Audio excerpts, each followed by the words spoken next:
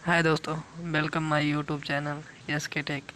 मैं आया हूँ एक नई वीडियो लेकर। अगर वीडियो अच्छी लगे तो वीडियो को लाइक करें, चैनल को सब्सक्राइब करें और बेल आइकन को दबा दें ताकि आने वाली वीडियो की नोटिफिकेशन आप तक मिलती रहे। चलिए शुरू करते हैं वीडियो। राज एक छोटे से गांव में अपनी माँ और छोटी बहन के साथ रहता था। अभी अभी ही राज के पिताजी का देहांत हुआ था और घर की सारी जिम्मेदारी राज के ऊपर आ गई थी। राज इस समय बहुत ही परेशान था क्योंकि पिताजी के मरने के बाद घर का खर्चा चलाना भी मुश्किल पड़ रहा था।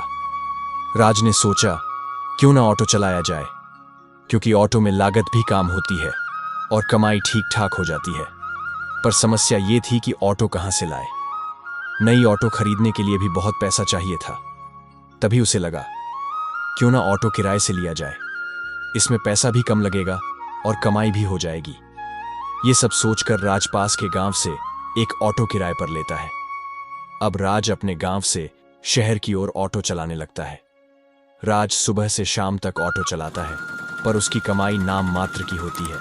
वह सोचता है कि इतनी सी कमाई में तो ऑटो का किराया बस दे पाऊंगा, क्योंकि गांव से शहर तक बहुत कम ही लोग जाते थे और उस रोड पर और भी ऑटो चलते थे, जिसके कारण राज को कम ही सवारी मिलती थी।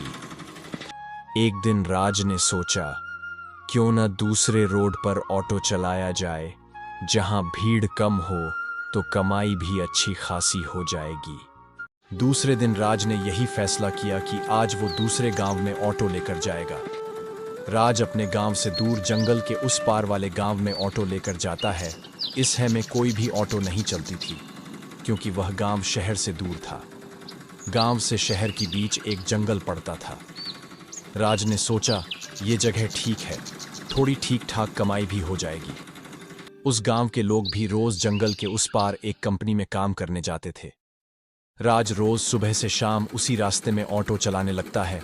वहां उसकी ठीक ठाक कमाई भी होने लगती है। एक दिन राज अपनी ऑटो लेकर जा रहा था। उसने देखा कुछ लोग ऑटो रुकवा रहे हैं।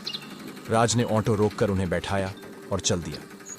राज ऑटो चला रहा था, तभी उसने सुना कि ये लोग आपस में कुछ बात कर रहे हैं। भाई, ये तो अच्छा हुआ जो अपने यहाँ भी ऑटो चलने लगा। अब आने जाने में कोई परेशानी नहीं होगी। हाँ भाई, ये तो तुमने ठीक ही कहा। लेकिन जब इसे भी उस हादसे के बारे में पता चलेगा तो देखना ये भी ऑटो चलाना बंद ही कर देगा।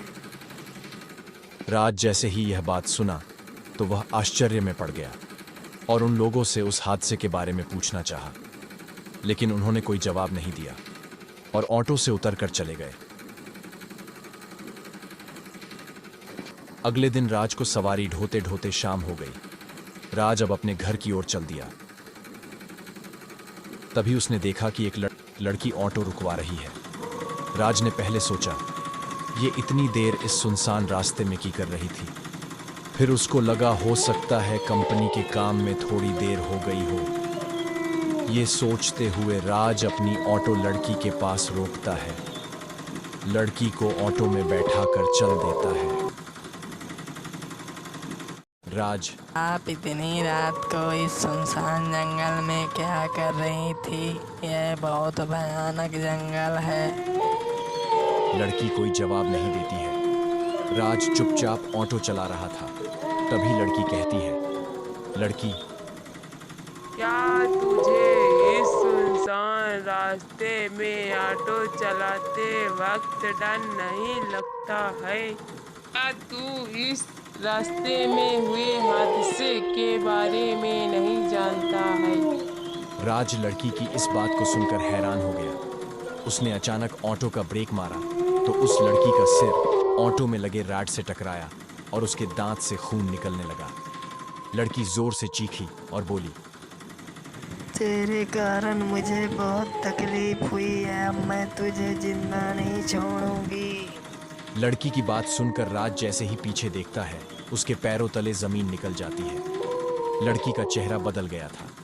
वह एक चुड़ैल में बदल गई थी। राज अपने ऑटो से उतरकर भागने लगता है। वह जोर जोर से चीखता है, लेकिन वहां आसपास कोई नहीं था। राज पूरा जोर लगाकर भागता है, लेकिन उसके पीछे चुड़ैल उसी की ऑटो लिए जोर जोर से चिल्लाती है। चुड़ैल भाग ले जितना भागना, मैं तुझे आज जिंदा नहीं छोड़ूंगी।